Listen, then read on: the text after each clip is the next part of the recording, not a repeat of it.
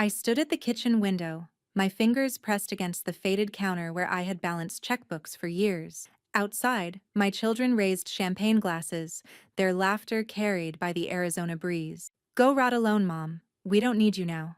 My son's words sliced through me. My daughter's grin sealed it. After raising them, after giving them everything I had, I was nothing but a burden, nothing but a shadow. All right, before we dive into this crazy story, do me a favor. Subscribe and tell us where you're watching from. Dee stood at the kitchen window, watching the two of them, Kyle and Megan, on the front porch. The late afternoon sun caught the glint of the champagne bottle, which Kyle cracked open with a triumphant twist. He raised his glass, his face lit by a wide, arrogant grin as he laughed at something Megan said. Their voices drifted toward her through the open window, carried by the dry Arizona breeze. It was their moment, the moment they'd been waiting for. They had just won $40 million, the kind of money that could change anyone's life. And yet, for Dee, it was the moment she realized how far they'd gone, how far they'd already gone from her. She stepped back from the window, pressing a hand to the faded counter where she used to work, where she'd carefully balanced checkbooks and watched the numbers grow smaller over the years. But this was not about numbers. This was about betrayal. Dee's fingers tightened around the edge of her notebook. She had always been proud of her ability to stay calm, to process the facts, to work with the numbers. But right now, in this moment, the hurt was suffocating. She took a slow breath and pushed it down. One more layer of resolve over the hurt. She didn't let them see it. Not yet. Congratulations, she called out, stepping into the doorway with her back straight, her voice even. Kyle didn't even look up as he raised his glass. Megan glanced at her with a flicker of a smile, as though it was all a game, some casual occurrence that didn't require much effort. Go rot alone, Mom. We don't need you now, Kyle said without missing a beat. His voice was sharp, dismissive, as if the mere presence of her in their lives was some kind of annoyance. He didn't even care enough to look her in the eye. He was drunk on something, maybe the money, maybe power. But it didn't matter. Megan's laughter rang out, too loud, too carefree. She raised her glass higher, a wide grin on her face. Finally free, she declared, as if shedding Dee was the best thing they could have ever done. Dee didn't flinch, she didn't react. Instead, she felt a quiet rage simmering beneath her skin, but she swallowed it down. Still, she wasn't going to give them the satisfaction of seeing her broken. Not now. Not ever. With a slow, deliberate motion, she nodded, turning her back on them. I'll let you celebrate, she said, her voice soft. There was no anger in her tone, no frustration, only a calm that bordered on unnerving. She closed the door behind her and stepped into the coolness of the house, where silence felt like a balm. Later, when night fell, Rita showed up, as she always did. Dee had expected her. They hadn't spoken on the phone, but somehow, they never needed to. Rita arrived with a knowing look on her face, the kind of look that said she had already seen the ugly truth and was ready to act on it. Rita didn't waste time with pleasantries. She handed Dee a cup of coffee and sat down at the kitchen table, crossing her arms over her chest. I saw them earlier. Your kids, she said, her voice thick with disbelief. They think they're invincible now. That money's gonna make them untouchable. Dee took a sip of her coffee, savoring the bitter warmth. She didn't respond immediately. Her mind was elsewhere, turning over the last words Kyle had said, the way Megan had laughed. They think they've won, Rita continued, leaning forward, eyes sharp. But they've just made the biggest mistake of their lives. Let's make them bankrupt instead. Dee's fingers tightened around her cup. We'll have to be smart, she said, her voice low but resolute. I'll need everything in order. I've been waiting for years to do this. I won't make the same mistakes they did. Rita smiled, the curve of her lips telling Dee everything she needed to know. You've always been good with numbers, and now, we'll use them against them. Dee sat back, her mind already spinning the plan. She hadn't said much to them today. She hadn't needed to. They'd already made their choice. And now, she would make hers. As Rita finished her coffee and stood to leave, she placed a hand on Dee's shoulder, a gesture of solidarity. Let them have their champagne for now, she said, her voice soft but laden with promise. Soon, they'll be choking on it. Dee watched Rita walk out into the night, the door clicking shut behind her. The faint glow of the streetlights outside cast long shadows across the room. She wasn't done. Not by a long shot. And soon, they'd see what it felt like to lose everything. Dee stepped into the sleek, minimalist office of Ethan Cole, the kind of place that looked like it belonged in a glossy magazine, all glass walls and sharp lines. She adjusted the collar of her blouse, straightening her posture, trying to appear less like the 71-year-old widow she was, and more like someone who knew what she was doing. Ethan had given her a rare, quiet acknowledgement when she'd called for an appointment earlier in the week. He'd said he'd be waiting for her at 2 p.m. sharp, and when she arrived, the waiting room was empty. She had half expected him to dismiss her, maybe to tell her that what she wanted was impossible. But that wasn't Ethan's style. He wasn't the type to send someone away without looking them over first. The door clicked behind her, and Ethan glanced up from a stack of paperwork. His eyes locked on hers with a cool precision that made her feel both seen and scrutinized. He was a man who understood the weight of legal paperwork, of financial ruin, and he understood how to use it. He gestured to the chair across from his polished walnut desk. "Have a seat," he said, his voice calm, measured, like someone preparing for something calculated. Dee could already tell he was going to be the kind of lawyer who didn't flinch when things got dirty. She sat down, still as a statue, her hands resting on her lap, her breathing steady. "I need your help," she began, her voice low but firm. "My children, they've betrayed me. They won the lottery, $40 million, and now they're throwing me out like trash." Ethan didn't flinch. He didn't say a word at first, just let her continue. Dee took a slow breath, gathering the pieces of the pain she'd swallowed earlier, willing it to stay buried deep inside. "They think money will make them untouchable, but they don't understand what's coming.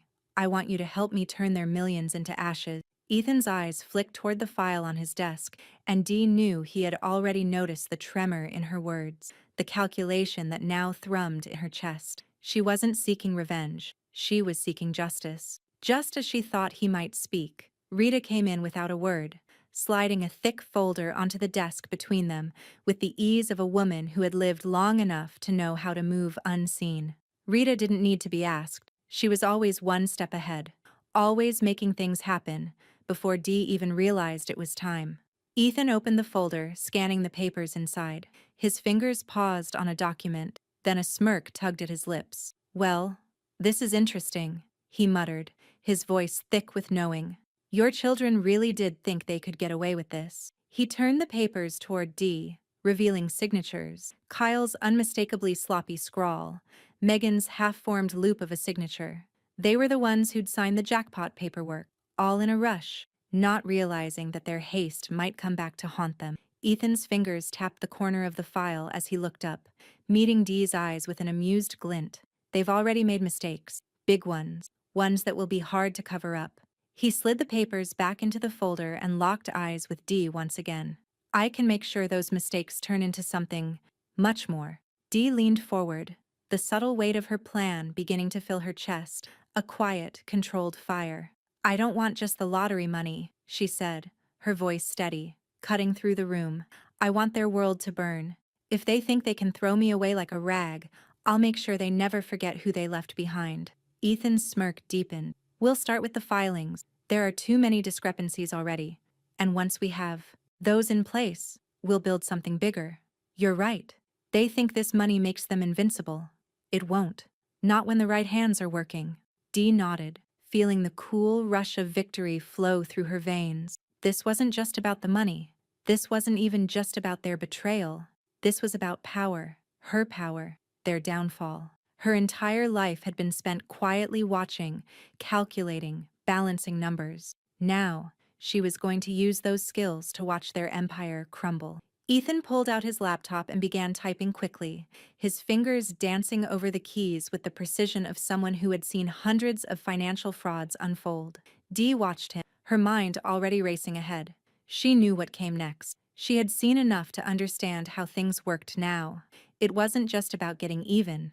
It was about reclaiming her life, her dignity, and proving that age, family, and even betrayal could never erase what she was capable of.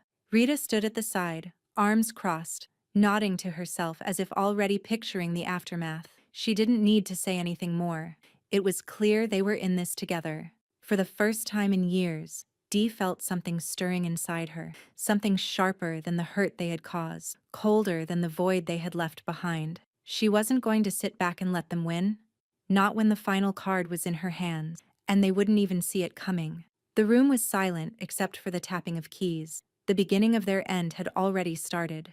Dee's hand trembled ever so slightly as she opened the envelope, the edges crisp and new, smelling faintly of freshly printed ink. It was another one of those letters, one she had learned to dread over the years, the ones that always came just before something important shifted in her life. This time, though, it wasn't the usual bill or notice from a creditor. This one felt different. As her fingers unfolded the letter, the cold, sharp letters leaped out at her. Loan notice, deed of trust. Her heart skipped a beat. The words on the page were simple, yet they sent a ripple of panic through her. It wasn't just a loan notice, it was a loan taken out in her name. Her house, the modest desert ranch where she'd spent years building a life, had been used as collateral for Megan's so-called business venture. Dee's gaze flicked to the top of the document again. Sure enough, Megan's name was nowhere to be found, but there, in bold letters, was her signature, Deed of Trust. Her pulse raced, but she kept her face still. This was exactly what she had been waiting for. Dee wasn't shocked. She was calculating. Megan, in her impulsive, reckless way, had believed that the house was just another pawn to help her get ahead, to fund whatever wild business she had convinced herself would make her rich. But she didn't know her mother. She didn't understand what a simple mistake like this could cost. Dee set the letter down slowly, her fingers brushing over it one more time. She heard the faint sound of tires crunching on gravel as Rita's car pulled into the driveway. Dee didn't move. There was no need to rush now.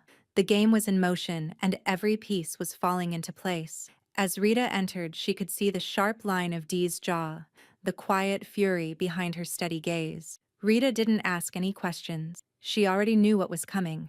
Without a word, she slid into the chair next to Dee, taking the loan notice and reading it quickly, her eyes narrowing as she absorbed the details. "Looks like Megan's business venture is now your liability," Rita said, with a dry chuckle. She ran her finger over the top of the letter, clicking her tongue in mild disbelief. "She's got the nerve to pull this on you?" Dee didn't respond immediately. She didn't need to. Her mind was already working through the next steps. Ethan had already promised to help her tear through the fraud, to find the cracks in the facade that Kyle and Megan had built. And now, this loan on her house, was the crack she needed. Minutes later, Ethan was on the phone with her, his voice a steady anchor on the other end. "We'll void the loan," he said matter-of-factly. "Fraud affidavit is already being filed. You'll be removed from liability immediately." Dee exhaled slowly, feeling a surge of satisfaction, but her face remained impassive. She wasn't done yet. She wouldn't rest until everything they had built was in ruin. The following day, Megan showed up at Dee's house, her face twisted with fury. She stormed in without knocking, throwing open the door so hard it rattled the frame. "Mom!" she screamed, her voice high-pitched and panicked. "What the hell did you do? The loan's gone. They just canceled it. The house was supposed to be my leverage. What did you do?" Dee didn't flinch, didn't budge from where she stood, notebook in hand. Her pen hovered over the page as she began writing, every word precise, controlled. She didn't need to explain herself to Megan anymore. Let her rage, let her scream. "Don't act surprised," Dee said quietly, her voice low and steady. "You used my name for your business venture, Megan, and now you're reaping the consequences." Megan's hands trembled with fury as she looked at Dee, but it was Kyle's voice that carried the real threat.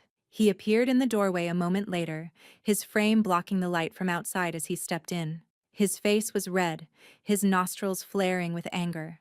"You'll regret crossing us, Mom," Kyle snarled, stepping forward. "You have no idea what you're messing with. We'll take everything from you." Dee paused in her writing, glancing up at him for a moment. His words were empty. She had heard them all before, empty threats designed to scare her, to make her feel small.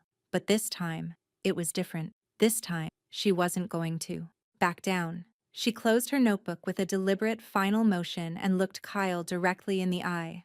"I'm not afraid of you, Kyle. You've already lost. The only thing left for you to do now is watch it all crumble." Megan's eyes went wide, her hands still twitching at her sides. Kyle stood still, the anger in his eyes barely contained. Dee could feel the weight of the moment. The final thread had been cut. Rita, watching from the doorway, chuckled to herself. "Every thread is just another receipt, isn't it?" she said, her voice almost amused. "They think they're in control, but they're only digging their own grave." Dee stood up slowly, her calm a stark contrast to their fury. She didn't need to say anything more. The battle lines had been drawn. The stakes had been set. Dee's plan was already unfolding, and with every move, it was becoming clearer. It wasn't just about money, it was about taking back what was rightfully hers, and she was just getting started. Ethan's office was quiet as Dee sat across from him, her eyes scanning the screen of his laptop. The steady hum of the machine filled the air, but there was something heavier in the silence between them, a sense of inevitability. Ethan clicked through the pages of documents, his face illuminated by the glow of the screen, his brow furrowed in concentration.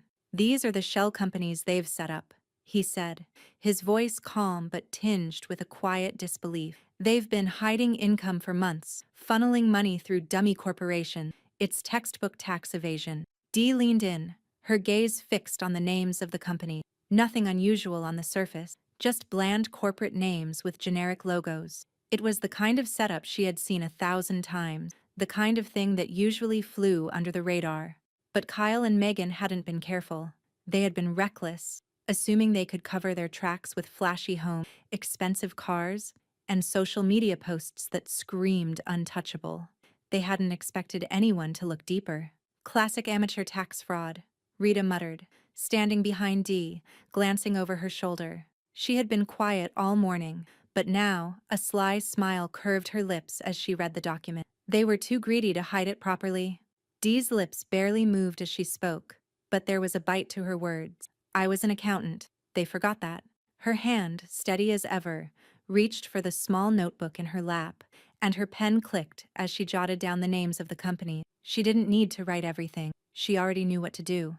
This was the kind of fight she had been preparing for her entire life. She wasn't just playing the game, she was going to win it. Ethan glanced at her, his expression softening for a moment as he saw the familiar look of focus in Dee's eyes. "I'll file the tip with the IRS," he said, pulling up a form on his laptop. "Once this hits their radar, it'll be impossible to hide." Dee gave a single nod, her mind already turning the wheels of the next move. "Good. Let them feel the pressure. Let them see how easy it is to knock their empire down."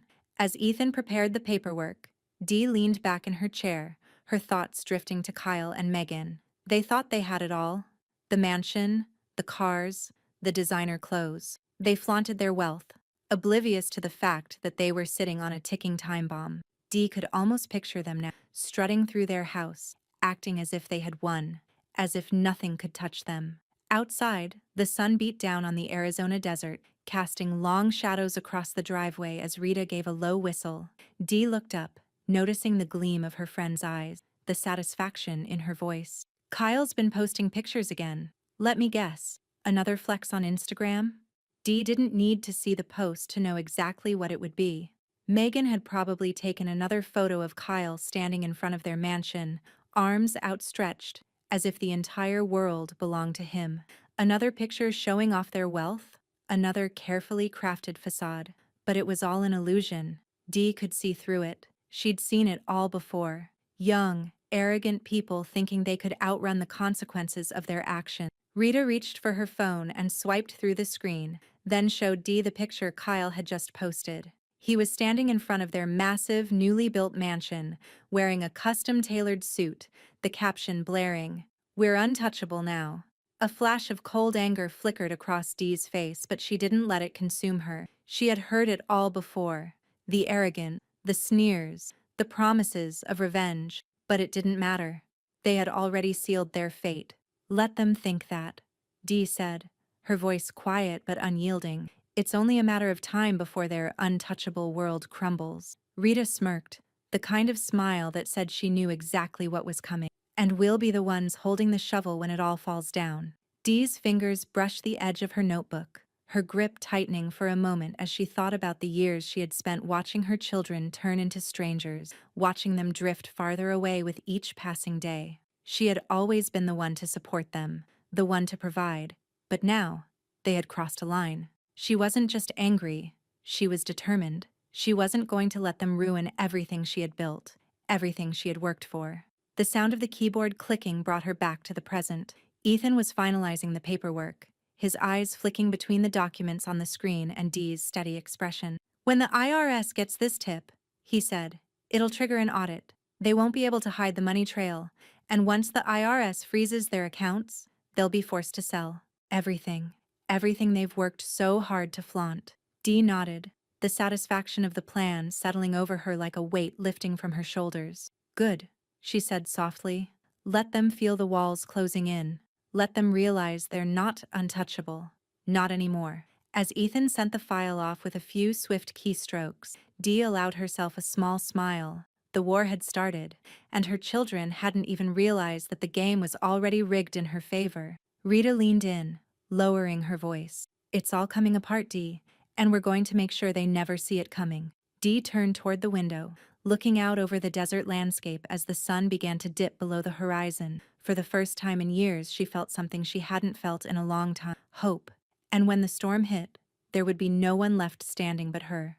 It started quietly, like a whisper before a storm. Dee sat on the front porch, the late afternoon sun casting long shadows across the desert, the cool breeze ruffling her hair. She didn't need to check the news, didn't need to hear the radio or read the papers. She knew what was coming. She could feel it in her bones. The game had begun, and there was no turning back for Kyle and Megan now. The phone in her hand buzzed softly, and she glanced at the message. "IRS audit has begun. Their shell accounts are frozen. Game over." Dee smiled faintly, the corners of her lips curling up. She didn't feel the slightest bit of remorse. She had seen this coming from the moment she had set her plan in motion. The wheels were turning, and now it was only a matter of time before everything they had built, all their fake glamour and fraudulent riches, came crashing down. Inside the house, Rita sat at the kitchen table, sipping her coffee with a gleam in her eye. She didn't need to say anything. The look on Dee's face said it all. Outside, across town, the reality of the audit began to settle in for Kyle and Megan. Megan was in a high-end boutique, her arms full of bags, her credit cards swiping without care. She had always loved the thrill of shopping, always wanted more. More shoes, more clothes, more things to flaunt. But this time, as she handed her platinum card to the cashier, the machine buzzed in protest. She frowned, swiping again, more forcefully. The cashier's polite smile faltered. "I'm sorry, ma'am," the cashier said, voice tinged with uncertainty. "Your card's been declined." Megan's fingers trembled as she pulled out another card, this one gold. She tried again. Declined. Her face flushed. This couldn't be happening. Not now. Not when she was finally free, finally out of the shadows of Dee's quiet control. She tried a third card, her eyes narrowing with frustration. Again. Declined. The reality sank in with a sickening thud. She wasn't untouchable. She wasn't free. She was exposed. Across town, Kyle sat on the leather couch in his brand new mansion, fuming. He'd been on the phone with his lawyer for the better part of the morning, but nothing seemed to make sense. Their accounts were frozen, their assets seized. The IRS had gone digging, and now there was nothing left. The mansion, the cars, the lifestyle, they were all on the verge of being stripped away. He slammed his fist against the armrest. "This can't be happening," he muttered. "This isn't fair. We played the game right." Megan's panicked voice echoed through the phone line. "Kyle, the cards. They won't work. They've cut us off. I can't even buy coffee." Kyle's eyes flicked toward the massive windows that looked out over the desert expanse. It was supposed to be a symbol of their success, their freedom. But now it felt like a gilded cage. The walls were closing in, and it was Dee. Dee was behind it all. "She's behind this, isn't she?"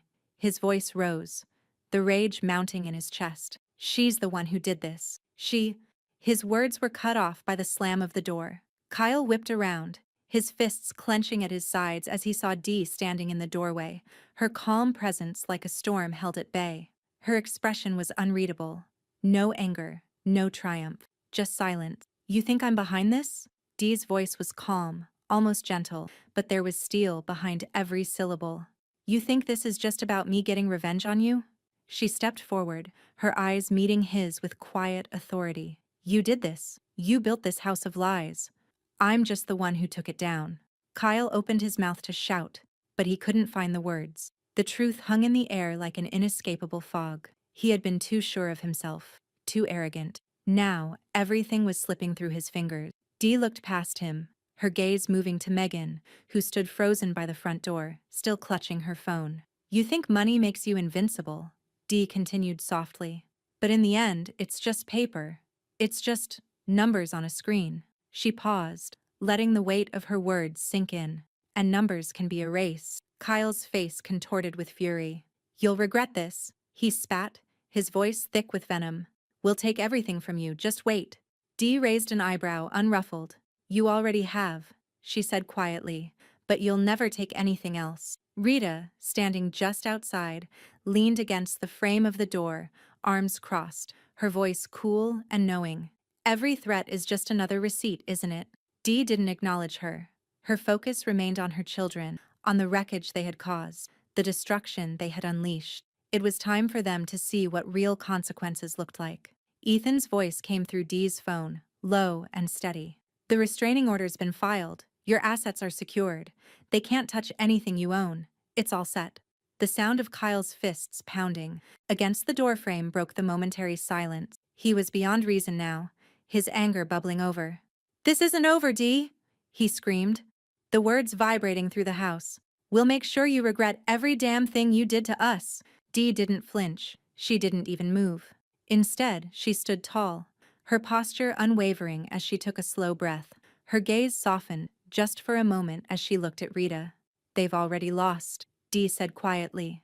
And as she turned to walk back into the house, the finality of her words echoed through the empty space. Dee sat alone in Ethan's office, the soft hum of the fluorescent lights above breaking the heavy silence that hung between them. Ethan sat across from her, the screen of his laptop casting a pale glow on his face as he scanned through the documents with a quiet intensity. The paperwork in front of him wasn't just another pile of legalese, it was the evidence that would finally tip the scales in her favor. Here it is, Ethan said, his voice cool, but a note of satisfaction slipped through.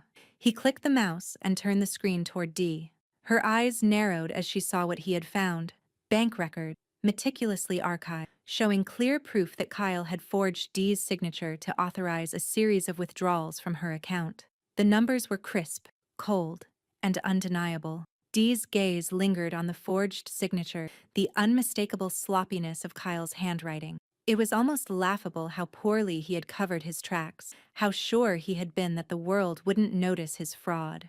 A bitter chuckle rose in her throat, but she swallowed it down. She had warned him. She had always known that his arrogance would be his undoing. Ethan leaned back in his chair, folding his hands across his chest. This is exactly what we need, he said. Forgery. It's a felony. He paused, watching Dee carefully. We can file a civil complaint immediately. Kyle will be served with a formal charge before the day is out. Dee's lips parted slightly, her breath slow and steady. The moment she had waited for was here. He prayed for fortune, she said softly, her voice unshakable. Now he can pray for bail. Ethan's gaze sharpened, a hint of approval in his eyes. You're ready for this. Let's finish what we started. Dee didn't flinch. She had spent her life battling numbers, watching as people made one mistake after another. Kyle had made his. He had taken what didn't belong to him, assuming that his entitlement could protect him. But now the truth was out, and there was no hiding behind wealth or arrogance. He had crossed the line, and Dee wasn't about to let him escape. Later that day, the first blow came when Kyle's lawyer called, his voice scrambling and desperate.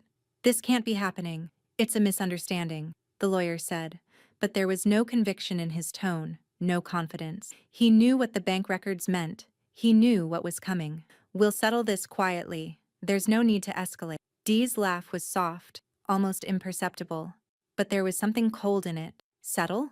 She said, her voice a quiet promise. The only thing left to settle is how fast this all comes crashing down.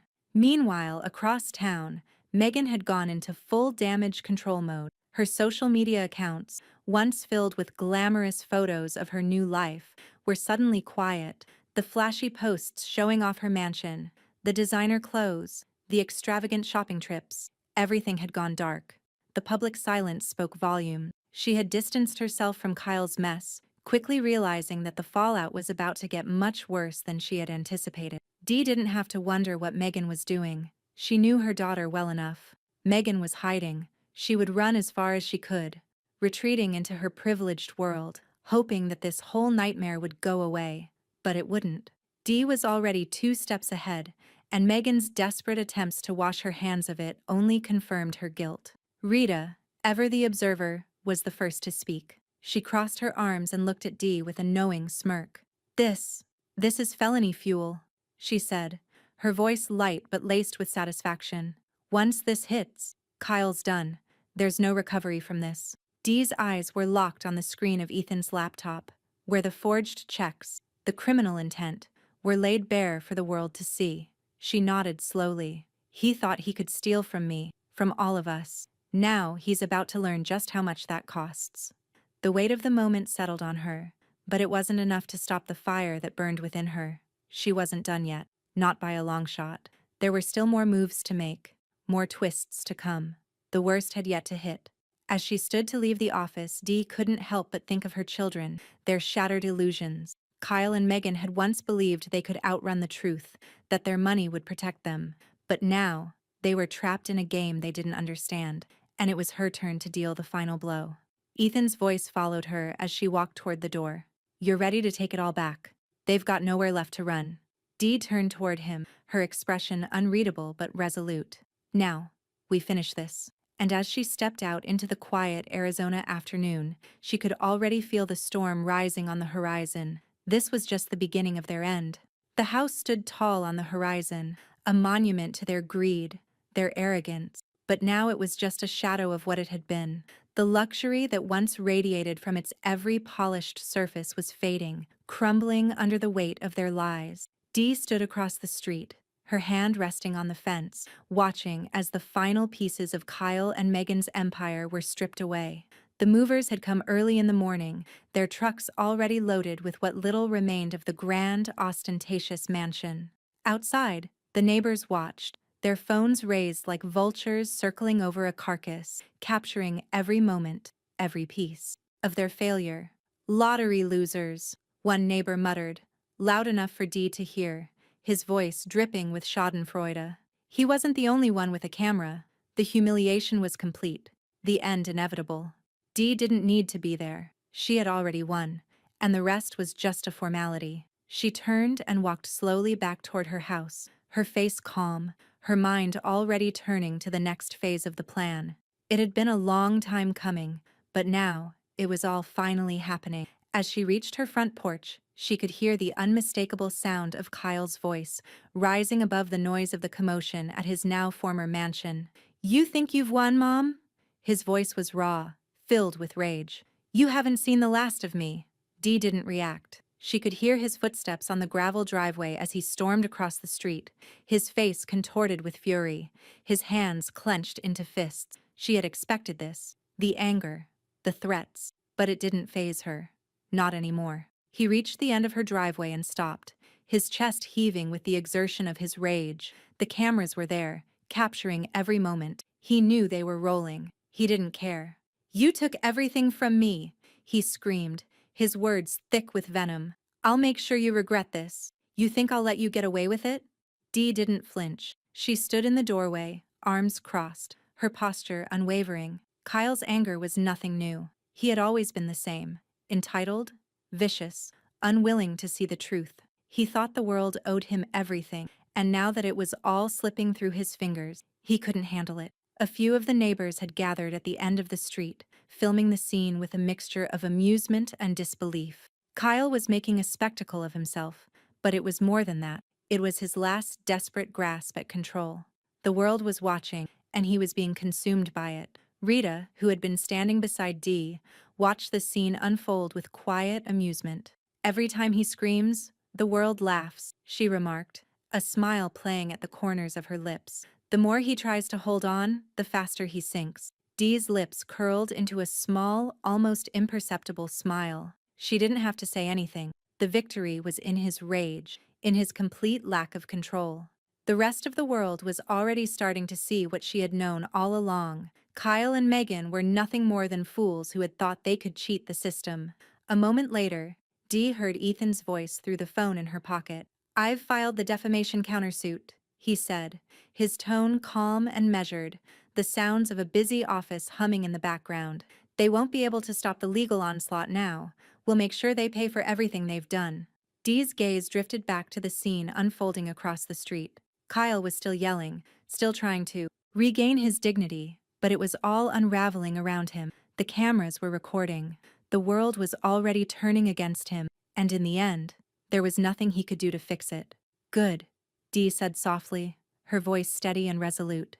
"Let them keep fighting. It only makes them look weaker." She turned toward the garden, her gaze falling on the flowers she had been tending to earlier in the morning. The peacefulness of the small oasis she had cultivated was a stark contrast to the chaos unfolding across the street. She reached for the watering can, her movements slow and deliberate, her focus entirely on the simple act of caring for the plants that had been a part of her life for years. Behind her, Kyle's yelling faded into the background, no longer a source of stress or anger.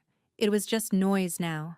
The world had already begun to turn, and Dee knew that soon, the last vestiges of Kyle and Megan's empire would be nothing but a memory, fading like the sun setting over the desert.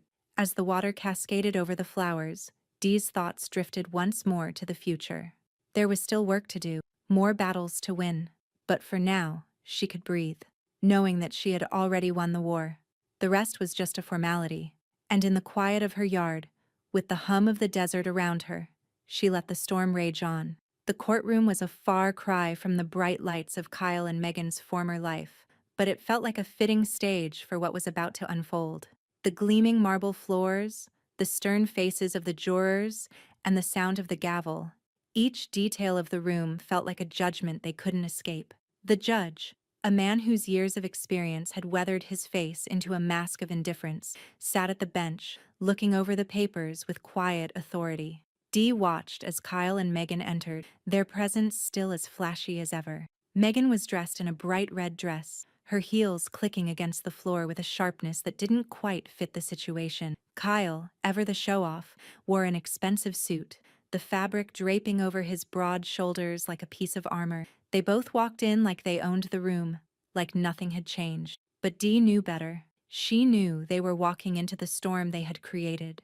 They both took their seats, Kyle throwing a defiant glance at Dee as he sat, but Dee didn't flinch. She remained steady, her hands folded in her lap, her face calm but full of the quiet determination that had carried her through this entire ordeal. This was her moment. Ethan rose from his seat, his calm demeanor a stark contrast to the panic and arrogance radiating from Kyle and Megan. He walked toward the judge with the confidence of someone who had seen the worst of human greed and was about to make it pay.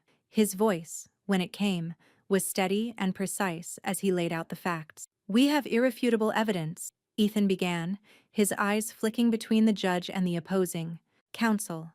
"Bank records, forged checks, and fraudulent loans, all traceable directly to the defendant." He placed the documents before the judge, one by one, each piece of evidence revealing just how deep Kyle and Megan had gone to hide their wrongdoing. Dee watched as the judge flipped through the papers, his brow furrowing slightly with each new revelation. The forged checks were bad enough, but the loan fraud, using Dee's name without permission to secure a loan against her property, was the nail in their coffin. Dee couldn't help but feel a quiet satisfaction as the truth unfolded before her.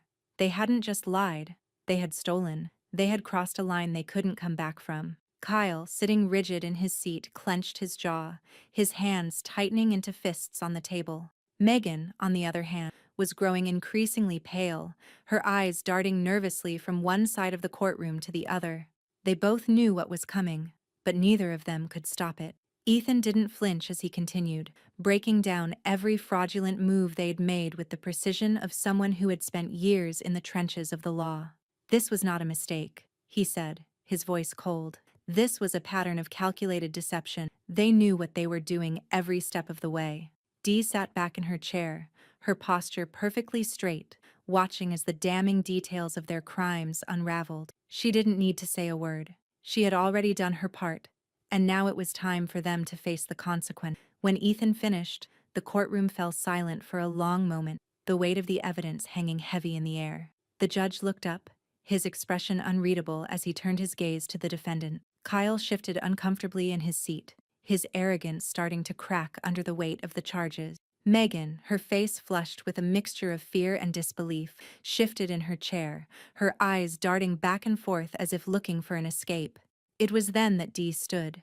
Her movement was slow and deliberate, every step measured. She approached the stand, her heels clicking softly on the floor, and took her place in front of the judge. Her voice, when it came, was soft but firm, a stark contrast to the loud and frantic voices of Kyle and Megan. "I have spent my life working hard for what I have," Dee said, her eyes meeting the judge's. "I trusted my children, raised them, gave them everything I had, but they thought that money and deception could shield them from the truth." Her voice trembled for just a second before steadying. "Now, they are reaping what they have sown." She didn't look at Kyle or Megan as she spoke. She couldn't. She had already given them everything they needed. Now it was their turn to face the truth. Megan's sobs cut through the quiet courtroom like a blade. Her face was streaked with tears, her shoulders shaking with the force of her sobs. She had never known a world where money didn't fix everything, and now the weight of her choices was bearing down on her. Dee didn't feel pity. She had warned them. She had tried to protect them. But in the end, their greed had destroyed everything they had. The judge didn't react to her outburst. He simply looked at the documents again, his expression hardening with every passing second. Finally, the gavel came down with a loud crack. "This court finds the defendants guilty of fraud, forgery, and conspiracy to commit financial theft." His voice was final, unyielding. "Civil penalties will be applied and restitution will be made to the victim, Dolores Carmichael. Sentencing will follow." The room erupted into a murmur, but Dee remained still, her heart steady. This was only the beginning of their punishment. The end wasn't here yet. As Kyle and Megan were led away, their faces a mixture of disbelief and humiliation, Dee remained calm. She had already won. The pieces were in place. There was no turning back now. Ethan's voice came to her ear, a quiet reassurance. "This is it, Dee. It's over." Dee nodded, her gaze following her children as they were escorted out of the courtroom. The storm had passed, but the wreckage of their arrogance would follow them for the rest of their lives. The letter came like a storm, not with the thunderous crash that might have shaken the walls, but with the quiet inevitability of an avalanche. Dee sat at the kitchen table, her fingers pressing against the edge of the envelope, feeling the weight of the official seal. She didn't need to open it. She already knew what it contained. The IRS was auditing the Jackpot filing. It had begun. Outside, the sun hung low over the horizon, casting a golden glow over the desert. Dee knew this moment was the turning point. It was the final step in a game she had been playing all along, silent, methodical, and unyielding. She didn't rush. Instead, Dee took a slow breath, her eyes steady. The wheels were already turning in the background. Ethan had filed everything, had ensured the IRS would see the discrepancies in Kyle and Megan's filing. They had tried to hide money, underreport income, set up secret accounts. They thought they could slip through the cracks of the law, that their wealth would keep them safe. But Dee had been waiting for this. She had been waiting for them to slip, waiting for the moment when everything they had built on lies and deception would fall apart. As the audit began, the world Kyle and Megan had carefully constructed around their lottery winning started to crumble. The IRS didn't miss a thing. Accounts that had once been secure were suddenly frozen, assets seized without warning. The lavish spending, the grandiose mansion, the cars, none of it mattered now. Kyle's phone buzzed incessantly. The emails and texts were pouring in, each one more frantic than the last. His bank accounts had been frozen. His credit cards were no longer valid. His every move was scrutinized. Megan sat across from him, her face pale, her hands trembling as she stared at the computer screen in front of her. The accounts, the funds, everything was gone. Every time they thought they could hide it, it was exposed. The luxury they had taken for granted was now a distant memory. The phone call from the IRS came next, a cold voice on the other end informing them that their mansion sale proceeds would be confiscated as part of the investigation. It was the final blow, the cherry on top of the disaster they had built. "What are we supposed to do now?" Megan asked, her voice breaking as she wiped her eyes. She had never known a world where money didn't fix everything, where privilege didn't shield her from consequence. But now, there was nothing left for her to hide behind. Kyle, his face flushed with rage, slammed his fist on the table. "We'll fight this. They can't do this. We earned that money. Every damn cent of it." His voice cracked, but he didn't care. He would keep fighting, keep pushing, as if his arrogance could stop the inevitable. But Dee knew better. She had watched this play out in her head 1,000 times. She had seen the signs, the cracks in their facade, and now they were exposed. There was no escape. There was no running from the truth. Across the street, in Dee's quiet home, Rita sat back in her chair, the corners of her lips curling with satisfaction. "The IRS doesn't miss much," she remarked, her eyes flicking to Dee. "They're thorough. And now, well, now they're paying the price for thinking they were above it all." Dee's lips curled into a faint smile, but her expression remained calm. "It's not a curse," she said softly. "It's Dee. I knew how this would play out. They were never untouchable. They were just too arrogant to see it." Rita chuckled softly. "Well, if anyone knows how to bring down a house of cards, it's you." Dee didn't respond. Her focus was on the bigger picture, the way everything was unfolding exactly as she had planned. This wasn't just about the money anymore. It was about accountability. It was about making sure they understood the cost of their greed. Outside, the news began to spread like wildfire. The community that had once envied Kyle and Megan's wealth, their flashy lifestyle, now whispered behind closed doors. "It's the lottery curse," one neighbor said, her voice low and full of schadenfreude. Others nodded in agreement, but Dee knew the truth.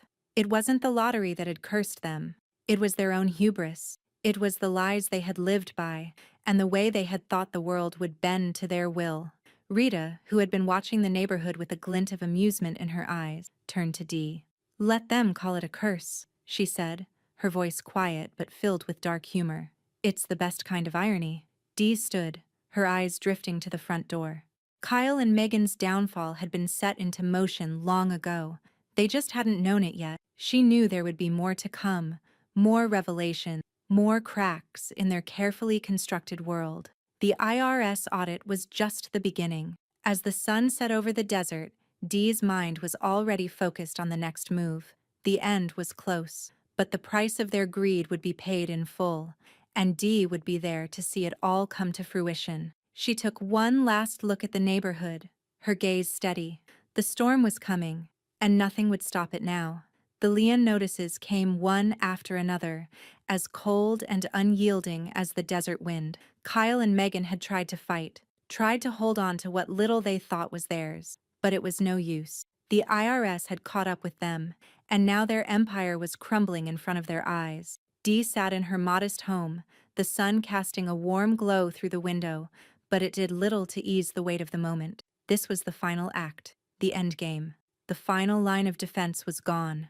The IRS had wiped out the remainder of their jackpot winnings. Everything they had fought for, everything they had squandered, was gone. Megan's extravagant jewelry, once flaunted as symbols of wealth, were now put up for auction. The bidders, anonymous and disinterested, saw them only as objects, a means to an end. The pieces that had been so carefully chosen for their opulence now lay on a table, waiting to be sold for pennies on the dollar. The diamonds that had once sparkled so brightly in Megan's eyes now lay dim in comparison to the harsh reality of her failure. As the jewelry was carted away, the realization hit Megan harder than any of the fines or debts she had racked up. She stood in the middle of her empty house, staring at the spaces once filled with things she had prided herself on, her breath coming in ragged gasps. Kyle, in the next room, was talking to his lawyer on the phone, but even he couldn't hide the tightness in his voice, the uncertainty that gripped him now. The money had run dry. The empire was gone. Meanwhile, across town, Kyle's cars, the ones he had shown off so proudly, parked like trophies in his driveway, were being repossessed. A tow truck backed up to the curb, the whine of its engine like a final, fatal sigh. Each car was taken, one by one, a symbol of his self-importance being stripped away. His once pristine garage was now just another space to store the remnants of his former life, the cars replaced with empty space. He'd shouted at the repo men, at anyone who came near, but his voice held no weight anymore. He had no power, no control. The people who had once catered to his every whim now watched as he lost everything. Dee could hear the distant rumble of trucks in her mind, the sound of lives being dismantled, of the grandiose world that had once seemed invincible falling apart. She had known this day was coming. She had waited for it. And now, as the final pieces fell into place, she felt nothing but quiet satisfaction. Ethan's call came shortly after, his voice crisp and efficient, but laced with the satisfaction of a victory well earned. "The civil suit is finalized," he said, a note of finality in his words. "Everything's in order. The restitution goes to you. They won't be able to stop this." Dee nodded as if she had expected no less. "Good," she said softly. "Let them try. Let them fight. They've lost, and they won't get it back." She stood and walked to the window, her fingers brushing the curtains as she gazed out over the desert. The sun was starting to dip lower, painting the sky in hues of orange and pink. The stillness of the landscape almost too perfect. The calm before the storm, she thought. Dee turned back toward the kitchen, where Rita had been waiting with a knowing smile. Rita raised her coffee mug, eyes twinkling. "You've got them exactly where you want them," she said, pouring herself another cup. "They're done." Dee's lips curved into a faint smile, though it didn't quite reach her eyes. "They said I'd rot alone," she murmured, her voice low, full of something dark and unshakable. "Now they beg alone." She stood still for a moment, letting the weight of the words settle.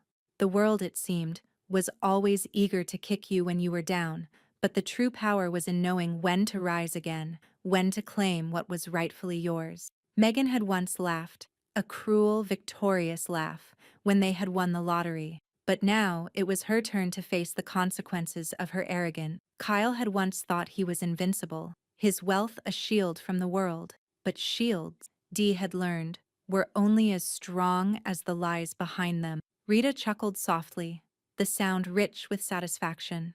"You've taken everything from them, Dee. Everything they thought they could own." Dee's gaze flicked toward the phone, where the auction results had started to trickle in.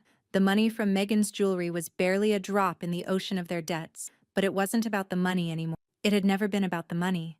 It was about power, about control, about making sure that Kyle and Megan knew exactly what it felt like to have it all taken away. Not in a day, not in an hour, but piece by piece, until there was nothing left but the hollow space they had once filled with lies. As Rita poured the celebratory coffee, Dee let herself savor the moment. This wasn't just the end of their story, it was the beginning of hers. The court ruling came swiftly, too swiftly for Kyle and Megan to make sense of. Their heads were still spinning from the auction, from the freezing of their accounts, from the repossession of their cars and jewelry. But this final judgment, was different. This time, there was no fight left. The debt was too much, the lies too deep. They had lost, and the result was bankruptcy. Kyle sat hunched over a table in the sterile bankruptcy office, the papers in front of him a heavy weight on his chest. His suit, once immaculately pressed, now hung off him like a ragged reminder of everything he had lost. His fingers trembled as they sifted through the papers, but there was nothing left to do. Nothing he could say to undo what had been done. Megan sat beside him, her face pale, her eyes wide and empty. The woman who had once dazzled the world with her designer clothes and oversized smiles now looked hollow, defeated. Her fingers hovered over the final bankruptcy document, the weight of her signature so much heavier than it had ever been. She thought she could escape the consequences, but they were here now, unavoidable. They had once been gods of their own universe, their lives a continuous celebration of wealth and entitlement. Now, their story had shifted. Public humiliation was their new narrative. The papers, once devoted to gossiping about their extravagant lifestyle, were now filled with scathing articles. Headlines like lottery winners now begging for bailouts and from riches to ruin blared from every front page, leaving Kyle and Megan no place to hide. Dee had always known the truth would come out. She had watched them build their house of cards from the very beginning, each lie stacking higher and higher until it finally toppled. She was the quiet observer, the one who saw their greed, their arrogance, and their failure long before they realized what was coming. But now, with every article printed, with every laugh behind their backs, Dee felt something cold and sweet stir inside her, the satisfaction of justice. Across town, in her own quiet home, Dee received the phone call she had been waiting for. Ethan's voice was efficient as always, but today, there was a note of satisfaction in his words. "The deed transfers are final," he said. "You're officially in control of their forfeited assets. It's all yours." Dee stood still for a moment, absorbing the weight of the words. The assets? Everything they had once flaunted, Kyle and Megan's mansion, their cars, their stolen fortune, were now hers. She had outlasted them. She had watched their empire crumble and now stood at the pinnacle of their ruin, not with bitterness, but with quiet resolve. She glanced over at Rita, who was sitting across the room, a knowing grin spreading across her face. "From Jackpot to Junk Heap in 2 weeks," Rita said, her voice tinged with dark amusement. Dee let out a soft chuckle, the sound barely more than a whisper. They thought they could play the game better than anyone, but they couldn't see the moves ahead of them. Rita raised an eyebrow, a glint in her eye. "And now, everything they built is yours. All the things they thought they could steal from you. All the things they thought they deserved. Gone." Dee turned back toward the window, her gaze sweeping across the desert landscape. The calm was deceptive. There was a storm that had passed, and the wreckage of Kyle and Megan's former lives lay scattered in its wake. "I didn't want any of this," Dee said quietly. "I just wanted them to face what they'd done. I wanted them to see the truth." Rita stood and walked over to Dee, placing a hand on her shoulder. "You're not the one who did this, Dee. They are. They made the choices that led them here. You just watched. And you waited. And now they're the ones who have to answer for it all." Dee didn't respond immediately, her eyes still fixed on the horizon. She could see it all, the way everything had unraveled, each move calculated to bring them to this moment. She had never been a woman to scream for justice or revenge. She had never needed to. But in the quiet satisfaction of her victory, she felt a deep sense of peace. Kyle and Megan, once so sure they could outrun the consequences, had tried to cheat the system. They had thought their money would save them, but they had only dug their own grave. And Dee had made sure they were buried in it. The sun was setting over the desert, the sky painted with hues of gold and orange. Dee stood there for a moment longer, savoring the silence before she spoke again. "Let them see how the game ends for those who think they can cheat," she said softly, more to herself than anyone else. "Let them see how it feels to lose everything." With a deep breath, she turned away from the window. There was still more to be done, but the battle was already won. Kyle and Megan had lost, and Dee? She was just getting started. The courtroom was cold, but it wasn't the kind of chill that came from the air conditioning. This was a different kind of cold, the kind that settled deep into the bone, a stillness that hung in the air as the final judgment was read. Dee sat still, her hands folded neatly in her lap, her back straight as she waited for the moment she had been anticipating for so long. Kyle and Megan, on the other hand, couldn't sit still. Kyle's hands clenched the sides of his chair, his jaw tight, as though he could will the outcome to be different. His eyes burned with fury, but there was no escaping what was about to happen. His pride, his arrogance, it all lay in pieces at his feet now. Megan sat beside him, her face pale and streaked with tears, her fingers trembling on the papers she barely grasped. She knew what was coming, and yet, she still couldn't comprehend it. How had it gone so wrong? How had they lost everything so quickly? Dee didn't flinch. She didn't let their desperation affect her. She had known, for months now, that this moment would come. The restitution was hers. She had outlasted them. And soon, every asset they had fought so hard to claim would be rerouted to her. Everything that once belonged to them, money, property, the mansion they had flaunted so carelessly, would now be hers. The judge, an older man with glasses perched on the edge of his nose, scanned the final documents one last time. There was no drama, no spectacle. It was a simple formality. The evidence was overwhelming. The forgeries, the fraudulent loans, the accounts they had hidden, all of it was laid bare for the world to see. The judge, without hesitation, looked up from the paperwork. "Based on the clear evidence presented, I hereby rule that Dolores Carmichael is the rightful recipient of restitution for the damages incurred," the judge said, his voice steady but final. "Every remaining asset that once belonged to the defendants will be rerouted to her." He glanced at Kyle and Megan, and his expression softened only slightly, the cold, businesslike tone never leaving his voice. Their debts have been wiped clean, but that is all they will have left. Dee's heart didn't race. She didn't need it to. She simply nodded, her face still a mask of calm. But there was something deep inside her, a quiet triumph that had been brewing for so long now that it was almost second nature. She hadn't just won. She had outlasted them. She had taken back what was rightfully hers. Kyle stood abruptly, his chair scraping loudly against the floor, his fists slamming down on the table. The sound echoed through the room, drawing the attention of everyone present. "She stole my millions!" he shouted, his voice raw with desperation. "She's taking everything from me. It's not fair. I worked for that money." His voice cracked with the weight of his emotions, the fury and the fear mixing together. Megan, who had been silent until now, looked up at him with wide eyes, but she said nothing. She had no words left. Dee didn't even look at him. She didn't need to. The truth was there for everyone to see, and it was all over for them. The judge, who had remained unmoved by the outburst, finally spoke. "You stole her name, Mr. Carmichael. You stole her identity, her trust, and now you sit here accusing her of stealing your money?" His voice was sharp, his tone as cutting as the gavel that came down moments later. "Enough." Kyle's face went red with humiliation, his mouth opening and closing as if he were trying to form words but couldn't find them. There was nothing left to say. The truth was final, and the gavel's fall signaled the end of his fight. Dee, however, didn't look at Kyle or Megan. Her gaze remained fixed ahead, her mind already calculating the next step. She had made sure they could do nothing more to hinder her. There was no escape for them anymore. Ethan, who had been sitting at the table beside Dee, stood as the judge declared the verdict. His voice was smooth, a reflection of the calm that had defined him throughout the proceeding. "The deed transfers are in process," he said, turning toward Dee. "Everything will be moved into your name. Their assets, liquidated, their debts settled. The rest, now legally yours?" Dee nodded. "Thank you," she said softly. She didn't need to say much. The victory was already complete. Everything they had taken from her was now hers again.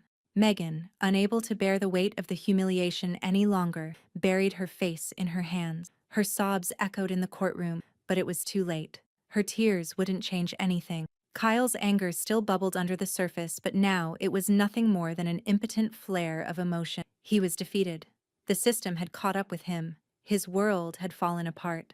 Dee stood, the finality of the moment settling in her bones like a weight lifting from her chest. As she walked toward the exit, she glanced one last time at Kyle and Megan, the faces of her former children, her once beloved, now defeated heirs. They had believed they were untouchable, but she had shown them otherwise. The door to the courtroom swung open, and Dee walked through, her step steady, her heart calm. The world beyond awaited her, and in that moment, she felt more alive than she ever had before. She had reclaimed her life, and now she would make sure no one ever took it from her again. The finality of the moment was almost surreal. Dee sat in her lawyer's office, the papers in front of her, the weight of the jackpot she had claimed now officially her own. The last piece of the puzzle had fallen into place. The majority of the $40 million jackpot, obtained through the restitution from Kyle and Megan's fraud, was now hers. Ethan, ever the professional, handed her the final document, the seal of approval from the IRS, confirming that everything had been cleared and processed. The government, with its meticulous scrutiny, had deemed Dee's filings flawless. There was no question left. The fraudulent shell company, the forged document, and all the lies, they had been exposed, and now the fruits of that deception were being rightfully handed to Dee. She signed the document with a calm hand, but inside, something shifted. It wasn't just the money. It was the power, the control, the feeling of watching Kyle and Megan crumble under the weight of their own mistakes, of their unchecked greed. "Everything's in order," Ethan said, as he filed away the last of the document. He looked at Dee, his face showing a rare hint of admiration. "You did it. You've taken everything from them." Dee didn't respond immediately. Her gaze was focused on the window, on the expanse of desert stretching out beyond. The weight of the sun beating down outside seemed almost fitting.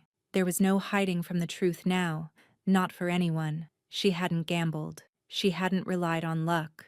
Dee had calculated every move. She had studied their weaknesses, watched them as they played their hands, waiting for the right moment to strike. And when that moment came, she had pounced, cold, precise, and relentless. "The IRS leaves me untouched," Dee said, her voice steady.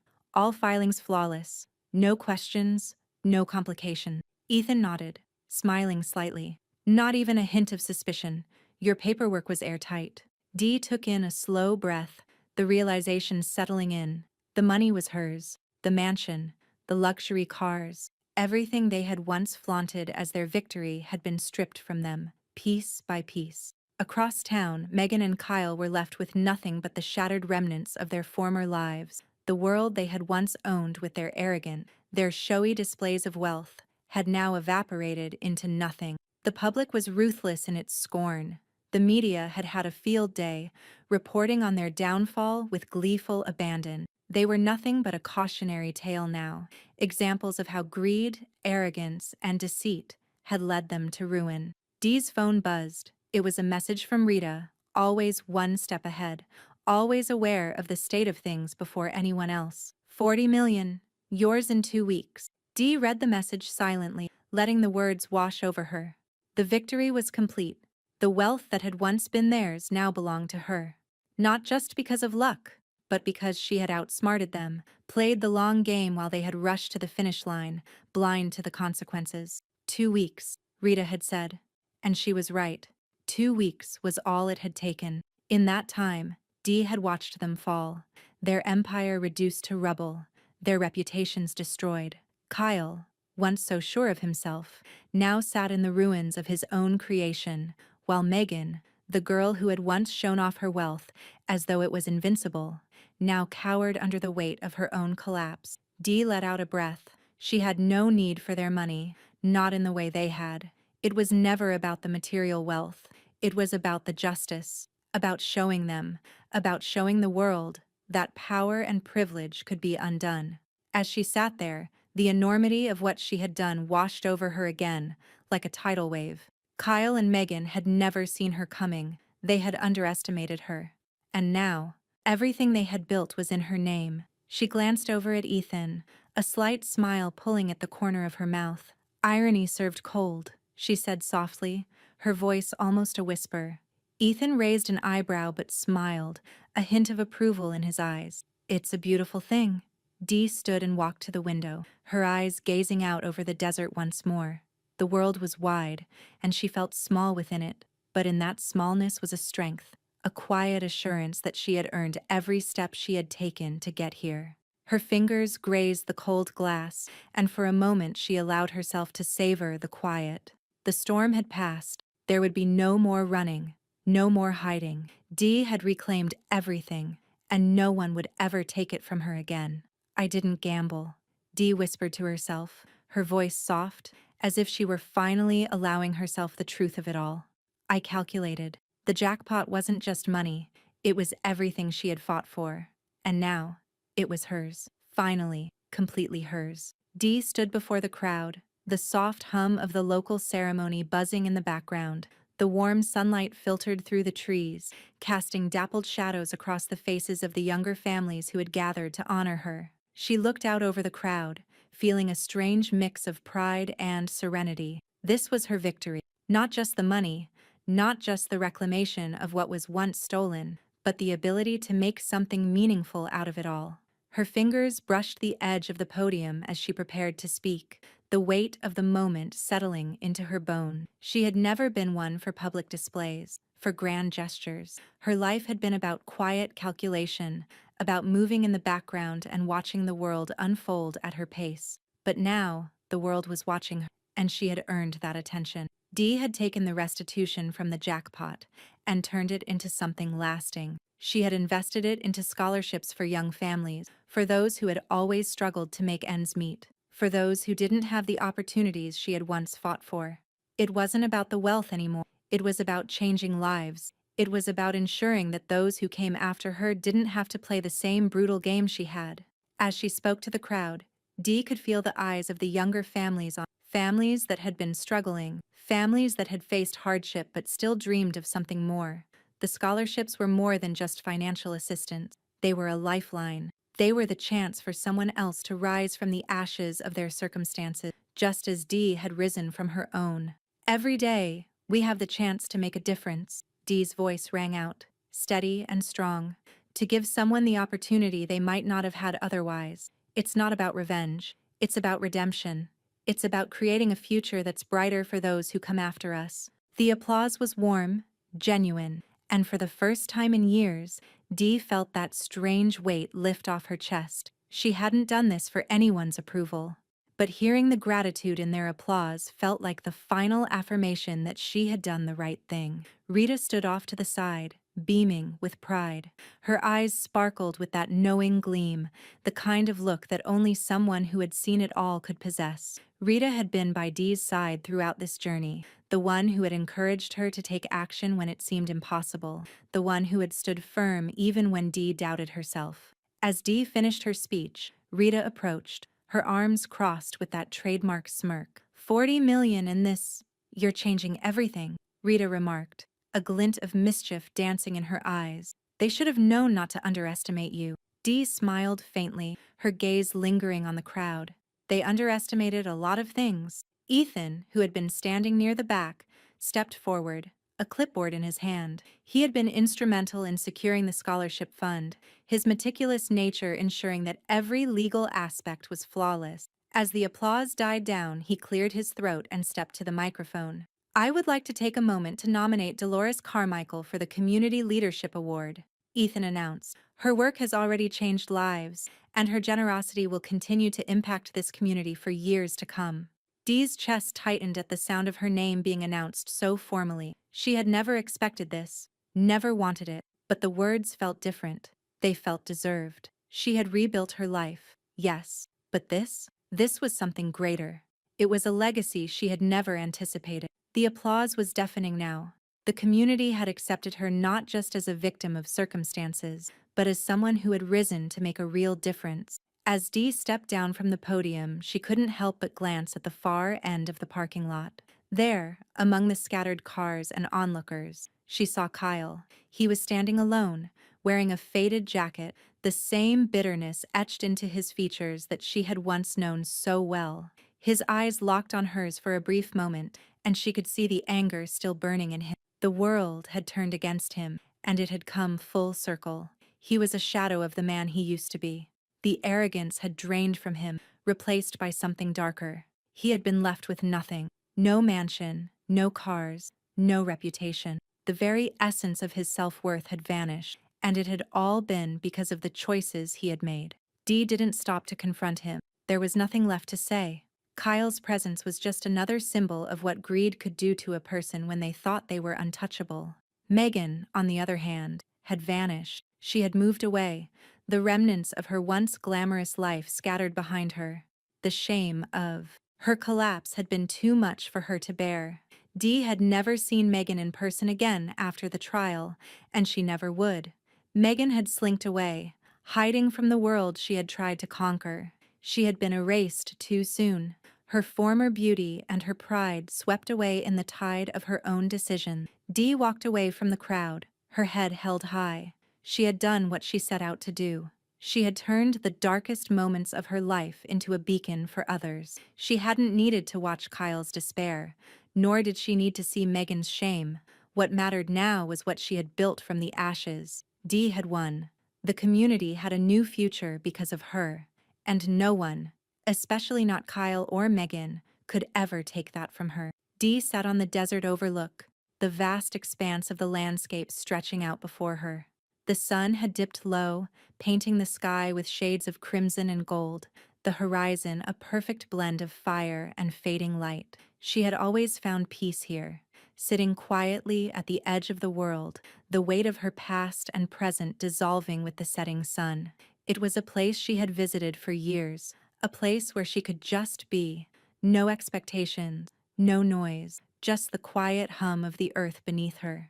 Tonight, though, the peace felt different. It wasn't just the quiet of the desert or the serenity of the moment.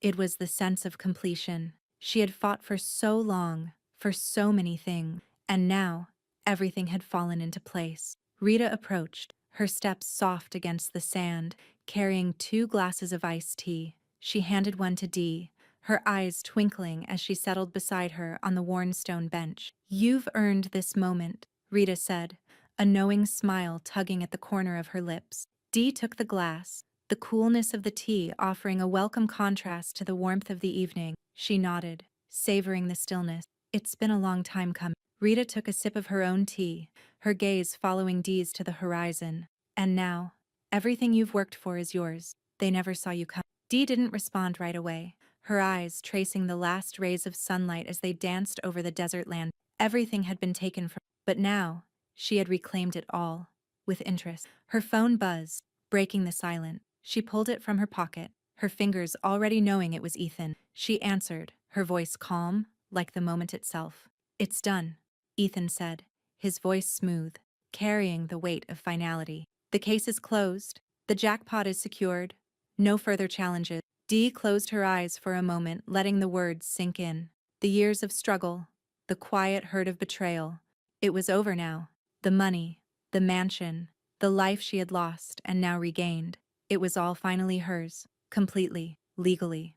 No more threats, no more games. She had done what she set out to do. "Thank you, Ethan," Dee said softly, her voice almost a whisper. This is all I ever wanted. You earned it," he replied. "I'm glad I could help." She ended the call, slipping the phone back into her pocket. For a moment she simply sat in silence, breathing in the stillness of the desert, the weight of the sunset settling around her like a warm, protective cloak. Rita shifted beside her, glancing over with a knowing smile. "The money's yours. It's all in your account. Every penny. You've come full circle." Dee nodded, her fingers brushing the edge of her phone again. She opened the bank app, her heart steady as she saw the numbers on the screen. The total, 40 million, was everything. It was the fruit of years of planning, of watching, of learning, and now it was real. A soft chuckle escaped her lips as she stared at the screen. "It's real. It's all mine now." Rita grinned, tapping Dee's arm lightly. "And look at you, from lottery loser to fortune maker. The world doesn't see it yet, but they will. And when they do, they'll see what happens when you bet against me." Dee finished for her, her voice low but full of finality. "They thought I'd rot alone. They thought I'd disappear in the shadows. But I'm here. And now I have everything." Rita leaned back, sipping her tea with a slow grin.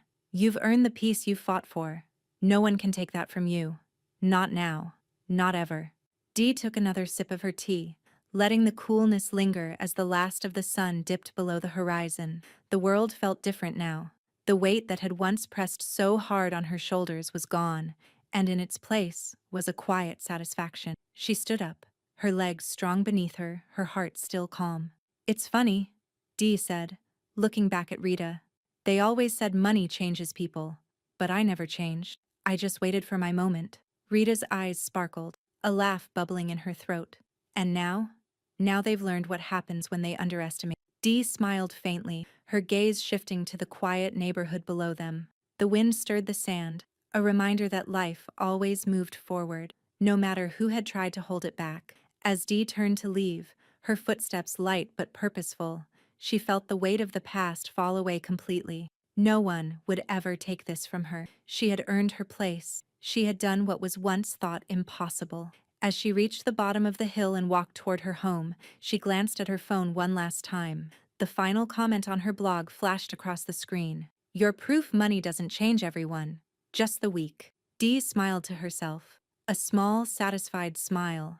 "My kids split $40 million and told me, 'Go rot alone.' But 2 weeks later, I owned every penny." She didn't need to say more. The world had already seen the truth.